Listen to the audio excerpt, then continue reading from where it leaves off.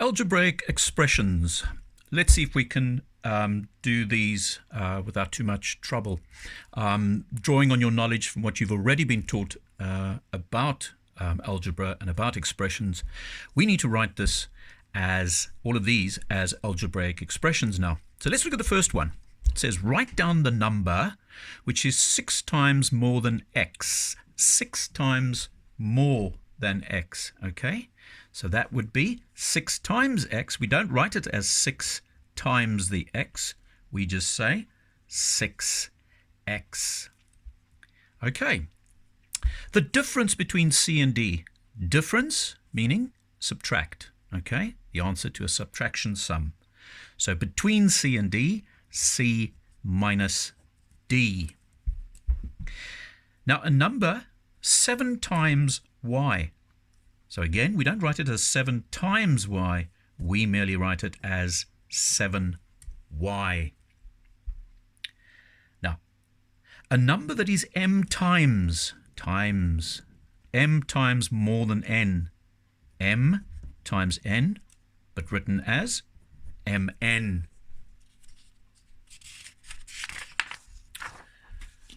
A number 4 more than 3 times x. So 4 more, okay, we'll add on to 3 times x, okay?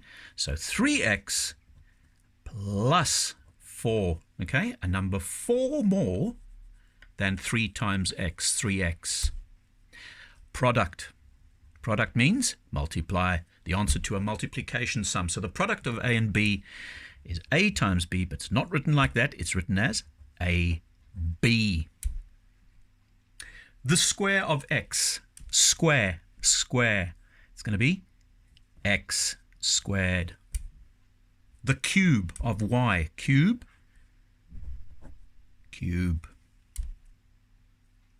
Right, now, the square root. What does the square root sign look like? There, the square root of x. Now, look at this one. X is increased by 4, and the answer you get is multiplied by 6. So what is it? X plus 4, it's increased, it's got bigger, okay? And we're multiplying this answer by 6. And look where we've written the 6, okay? We haven't written it as x plus 4 in brackets times 6. Not 100% incorrect, but when we do algebra, we prefer to have the number there outside the brackets. Right, let's move on. Number 11. 6 times the square of x. Okay, we worked out earlier that the square of x is x squared, and all we're doing is 6 times that amount, so we call it 6x squared, not times. In algebra, we write it like that. Now the cube of x, subtract the sum of y and z. The cube of x. Oh, there we go. Cube of x.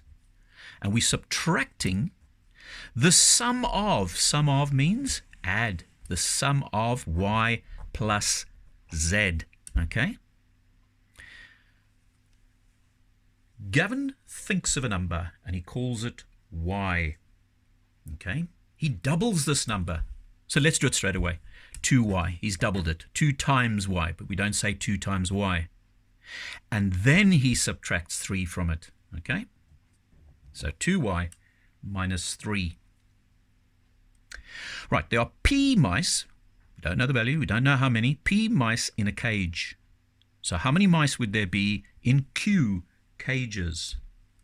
Clearly it is p times that q, but we write it as pq. And you can also do it like that. Just fill in mice.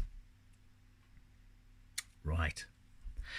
How much will you pay for X amount of pens, okay, X amount of pens at 4y pounds per pen, okay, 4y. So what do we want? 4y, okay, times that X Let's differentiate between that and multiplication. We'll do it like that. And we would want pounds. So simplifying that, we just say pounds 4yx. Okay, 4yx. So 4 times y times x. Now our last one. Tracy swims 5 times a day. How many times does she swim in P amount of days?